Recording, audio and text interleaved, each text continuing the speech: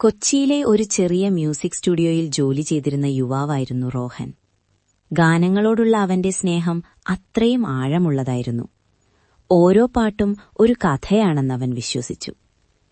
ഒരു ദിവസം സ്റ്റുഡിയോയിൽ ഒരു പുതിയ ക്ലയന്റ് വന്നു. അവളുടെ പേര് ഇറ. അവൾ ഒരു പോഡ്കാസ്റ്റ് ഹോസ്റ്റായിരുന്നു. ശബ്ദം മൃദുവും സംസാരശൈലി മനോഹരവുമായിരുന്നു. എനിക്കൊരു പ്രത്യേക പ്ലേലിസ്റ്റ് തയ്യാറാക്കണം, അവൾ പറഞ്ഞു. റോഹൻ ചോദിച്ചു, എന്തിനായി? ഇറ ചിരിച്ചു. ഓർമ്മകൾക്കായി. അതവരുടെ ആദ്യ സംഭാഷണമായിരുന്നു. അടുത്ത ദിവസങ്ങളിൽ അവരൊരുമിച്ച് ആ പ്ലേലിസ്റ്റ് തയ്യാറാക്കി.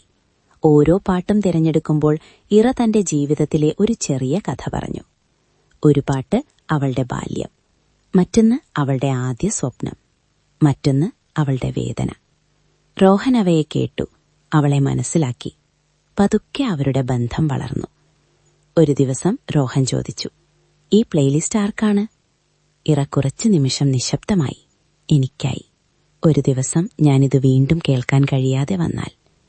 ആ വാക്കുകൾ റോഹന്റെ മനസ്സിൽ പതിഞ്ഞു. ദിവസങ്ങൾ കടന്നുപോയി. പ്ലേലിസ്റ്റ് പൂർത്തിയായി.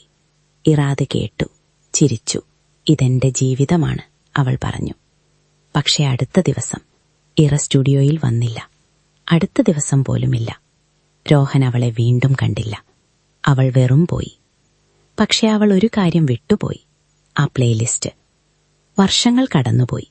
റോഹൻ ഇപ്പോഴും ആ സ്റ്റുഡിയോയിൽ ജോലി ചെയ്തു. ഒരു ദിവസം അവൻ ആ പഴയ പ്ലേലിസ്റ്റ് വീണ്ടും പ്ലേ ചെയ്തു. ഓരോ പാട്ടും കേൾക്കുമ്പോൾ ഇറയുടെ ശബ്ദം അവന്റെ മനസ്സിൽ വീണ്ടും മുഴങ്ങി. അവസാന പാട്ട് പ്ലേ ചെയ്യുമ്പോൾ ഒരു വോയിസ് റെക്കോർഡിംഗ് ആരംഭിച്ചു. ഇറയുടെ ശബ്ദം, റോഹൻ, നീ ഇത് കേൾക്കുമ്പോൾ ഞാൻ നിനക്കൊപ്പം ഉണ്ടായിരിക്കില്ല. പക്ഷെ ഒരു കാര്യം അറിയണം, നീ എന്റെ കഥ കേട്ട ഒരാൾ മാത്രമല്ല, നീ എന്റെ കഥയുടെ ഭാഗമായ ഒരാളാണ്. ഞാൻ നിന്നെ സ്നേഹിക്കുന്നു. റോഹന്റെ കണ്ണുകളിൽ കണ്ണുനീർ നിറഞ്ഞു.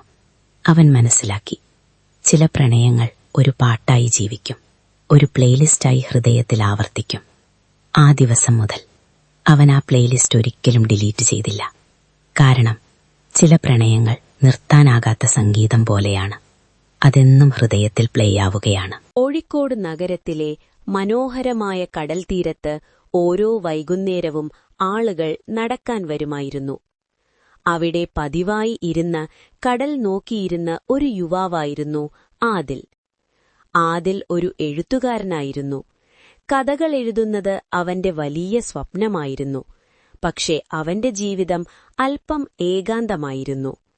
ഒരു ദിവസം സായാഹ്നത്തിൽ കടൽ തീരത്തിരിക്കുമ്പോൾ അവനൊരാളെ ശ്രദ്ധിച്ചു. ഒരു പെൺകുട്ടി കടലിലേക്ക് നോക്കി നിൽക്കുകയായിരുന്നു. കാറ്റിൽ അവളുടെ മുടി പതുക്കെ പറക്കുകയായിരുന്നു.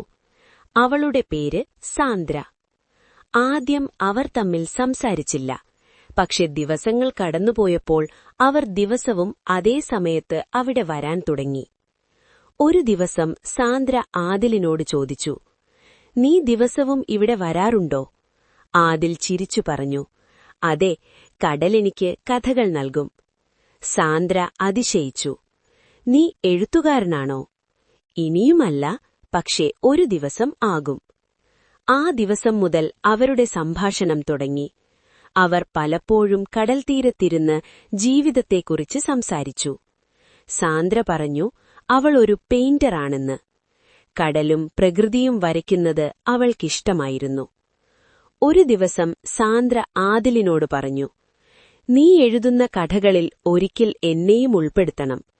ആദിൽ ചിരിച്ചു, നീ ഇതിനകം തന്നെ എന്റെ കഥയുടെ പ്രധാന കഥാപാത്രമാണ്. സാന്ദ്രയുടെ മുഖം ചുവന്നു. ദിവസങ്ങൾ കടന്നുപോയപ്പോൾ അവരുടെ സൗഹൃദം പ്രണയമായി മാറി. ഒരു ദിവസം മഴ പെയ്യാൻ തുടങ്ങി. കടൽത്തീരത്ത് ആളുകളെല്ലാവരും പോയി. പക്ഷേ ആദിലും സാന്ദ്രയും അവിടെ തന്നെ നിന്നു. ആദിൽ അവളോട് പറഞ്ഞു, നീ വന്നതിനുശേഷം എന്റെ ജീവിതം ഒരു കഥ പോലെ മാറി. സാന്ദ്ര ചിരിച്ചു പറഞ്ഞു, അപ്പോൾ ഈ കഥയുടെ അവസാനം എന്തായിരിക്കും? ആദിൽ അവളുടെ കൈ പിടിച്ചു പറഞ്ഞു, ഈ കഥയ്ക്ക് ഒരവസാനമില്ല. ഇത് ജീവിതം മുഴുവൻ തുടരുന്ന കഥയാണ്. കടലിന്റെ തിരമാലകൾ തീരത്തടിച്ചപ്പോൾ അവർ രണ്ടുപേരും ചിരിച്ചു. ആ സായാഹ്നത്തിൽ അവർ മനസ്സിലാക്കി, ചില പ്രണയങ്ങൾ കടൽ പോലെ ആഴമുള്ളതായിരിക്കും. അത് എത്ര സമയം കടന്നാലും ഒരിക്കലും തീരില്ല. ഹാർട്ട്